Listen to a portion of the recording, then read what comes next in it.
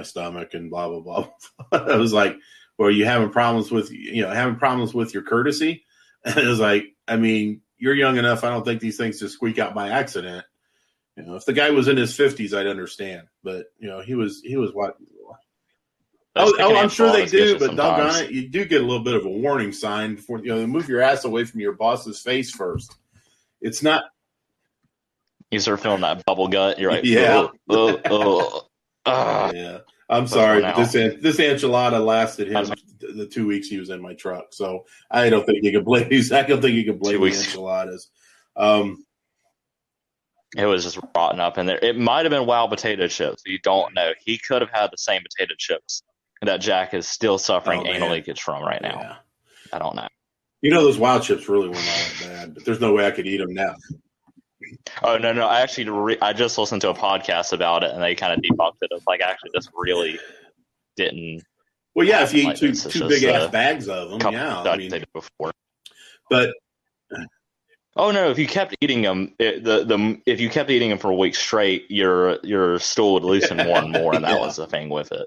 But if you guys want to hear about stool and more, you guys work in pest control, you see worse shit. So any other stories about anybody else in your truck? No, not really. But once the real fun sometimes it starts when you get out of the truck and you get into those stops and you start doing things like hotels, for instance. I had this guy; he was pretty far along in his training, so it was one of those where you give him a couple pieces of gear and you keep an eye on him and you let him run some doors.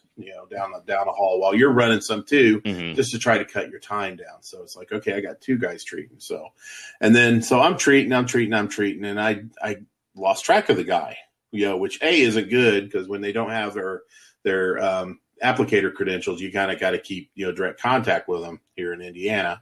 And another one, it's like, well, did the guy die or whatever? And then I start walking by and I hear some shuffling around one of the rooms. I open it up. That guy was in a clean and ready to rent hotel room. He had just taken his shit in the bathroom, busted the little paper seal, sanitized for your protection. And I'm just looking at him. I was like, Ken, what the hell are you doing? He goes, I had to shit. I said, there's public restrooms downstairs. Well, what's the matter with me using this? I was like, come on, Ken. I was like, would you like to check out a hotel room, have somebody come in, see shit streaks in the bowl? I was like, no. So he thought I was being mean because I wouldn't allow him to shit in a clean hotel room. I thought that story was going to go a completely different way. You're going to pop up in the hotel room. He's going to be in there with some woman he hired. They found him one of the rooms to live in and balls deep in her and stuff like that. Like, hey, bro, you want to join? Considering this guy, I probably would have rather watched him taking a shit. Oh goodness, let's see. We've had I've had guys that dragging on a cigarette, walking into an account. It's like you can't even smoke in the trucks. Oh my God. And so he gets out and he lights a cigarette. I'm gonna smoke this thinking I'm gonna smoke this while I'm walking up and I'll put it out. Well, he never put it out. He still had it hanging in his mouth. And we go into this restaurant. And the owner looks at me like I had a turd stuck to my forehead. He's like, what the fuck? It's like, I'm like, God damn it, get out of here. That. And I've had people lose their shit on me just out of nowhere. And just like, having a tantrum in the truck. Had one guy that was having this big ass knockdown drag out fight on the phone with his girlfriend, and broke up. She broke up with him over it. He hangs up and he bawled the rest of the day. We had, let's see. Oh goodness.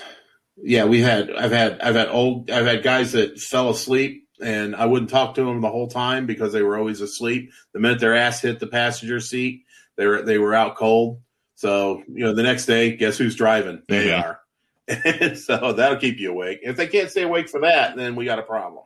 Did you brake check? I brake check all? Totally. I was like, tweak. Yeah.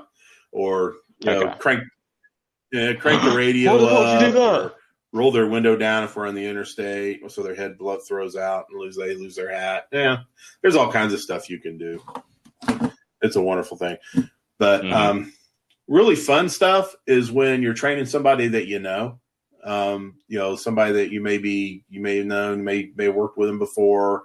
Maybe those are good times because you already got a connection with them, and you just like you can get into some wicked shit. So it's like I've gotten a chance to do that a couple times, which is nice. And as far as somebody may have experience or something training those, it's a toss up of whether that's a good or a bad thing. Because you've got your company has ways of doing things, and they've got a bunch of preconceived notions about how things can be done, should be done, and sometimes they clash. But let's see. I want to think of something. The problem I've got, Nick, is I've been doing this for so long. I've got so many stories I can't decide which one to flow out at you. Well, let me throw one out at you real quick. So this is an update for all you listeners. Brad, do you listen to the show regularly? If you don't, I gotta hear your mating call every week. So okay, so yes. So if you remember about the old lady with the after titty parts on her who wanted to take a bite out of my sweet little ass, there's an update on her. So I had the guy who used to run my route is now running that route again. Older dude, new pest control. He left because his mom got very sick. He wanted to go out to take care of her. She's since passed away, so now he's back with us. But when he stepped in, we had just gotten the tablets, or when he stepped away, we had just gotten the tablet computers instead of writing tickets down like he was used to. And so he'd been riding with me. And so, I've been running this route for about 6 months. I'm just like shooting shit with them. This customer, we're just, talking about that customer we like, or that customer we hate and everything. And I bring that story up to him and, talk about the trailer she lives behind, describe the house and everything. And he's like, oh, yeah, I know her. Yeah, I was in there one time. And this is how this guy talks. Yeah. So I was in there one time, and she was fucked up, man. She was fucked up on something, and she alluded to giving me a $2 blowjob. And I'm like, hey, fucking excuse me? Yeah, $2 blowjob. And I'm like, Brad, do you know what you get with a $2 very little, blowjob? I think. Because I can tell you what you don't get. Yeah. You don't get lobster. You get crabs. And so he's back over there. I might stop over and get it. I don't know. $2 blowjob. Yeah. It falls off. Best blowjob I've ever had because it's like gum in my dick. Don't have a dick anymore. I mean, it's a toss. Exactly. Now you see it. Now you know. Oh my goodness. I can send you her address if you're ever down here. Yeah, you do that. Update. That'll go over well. Go over well with the wife. Yeah, I think my girlfriend will be wonderful. She can hear me from downstairs saying this stuff. She'd be like, "What the fuck is he saying?" He's gonna be goddamn. I did have one technician that came in and was bragging about walking in on a couple, and it turned out to be a three-way once they invited him in. That was his last day. Yeah. Holy shit! That's kind of not a good idea. I mean, if you're gonna screw a customer, man, do it in their wallet, not in their the only opening you want to get into is that wallet. So yeah, like I can do some exclusionary work right there. I can plug that hole and plug that hole. Yeah, not so that I can hole. put some foam in your drain, but not in that one. So when does your new position begin? Yeah. We're still trying to get that figured out right now. So we had a guy, I'm not going to say much because he actually might be back with us, but who left a route.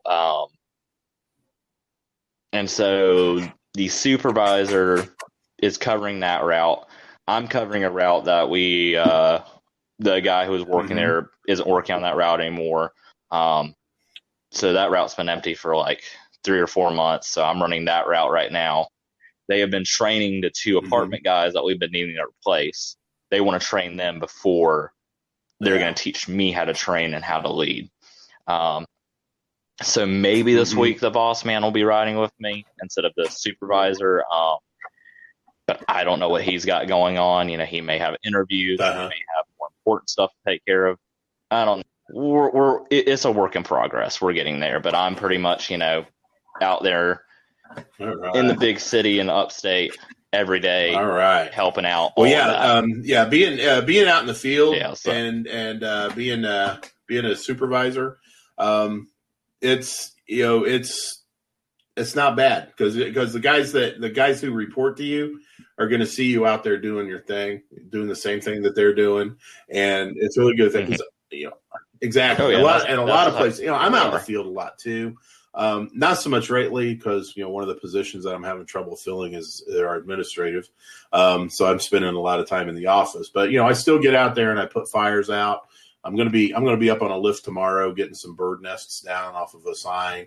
It's just all in a day's work. But if they can see that that you're not having them do anything that you're not going to do that you wouldn't do yourself, I think it goes a long way. But there still needs to be some boundaries set. That they make sure that they always understand that you are still their supervisor. You can be friendly to them, but not their friend, and be courteous and just remember that they're the reason part of that paycheck you get is with some of the work that they do, and you should be able to keep a good rapport with them. But man, make sure if you go any farther than this, Nick, just make sure that you have those boundaries as far as your time as well. If you don't, you're going to have employees calling you at all hours of the day and the night, Sundays. Make sure that your people understand what a Monday question is. And a Monday question is one of those questions that you don't fucking text or call me to ask on Saturday or Sunday. So it's like, if that happens, it's like, yeah, that's a Monday question. But yeah, because you want to help them out because they're they're your employees, but you got to make sure that they respect your time, and that you respect theirs as well. You wouldn't think of calling them on the weekend for something asinine and picking you. So just make sure that you have the same expectations of them for your time, because it will eat you up if you don't. Oh yeah, no. It's gonna be why are you calling me? It's you just have a store manager and he's like, is the store on fire right now?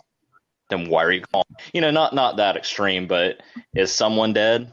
Are you violently ill? Did something get stolen? Did something happen to your work vehicle? If it's a weekend, right? Well, I'm off on the weekend. I don't work on the weekend. You're off too. Yeah, you got to keep it compartmentalized. I guess is the word. But I mean, if they want to talk about something, if they call you on the weekends, it's like, man, I need your advice, just because they look up to you as somebody that can give advice. By all means, you take that. But yeah, no, I'll do that.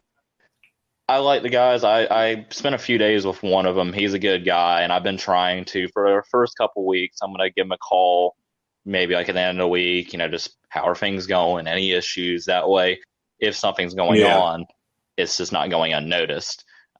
Making sure they have everything taken care of, and then kind of taper that off.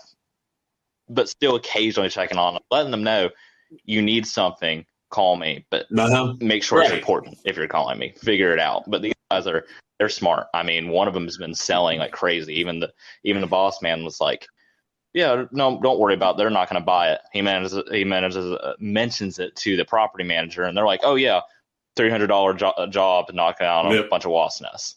Oh yeah, so, yeah. As far as customers, they've a lot of my big my large customers. They have my cell phone, and they make absolutely no bones about calling me whenever. And so, and it's like I'll look, and if I Mhm. see a number I don't recognize,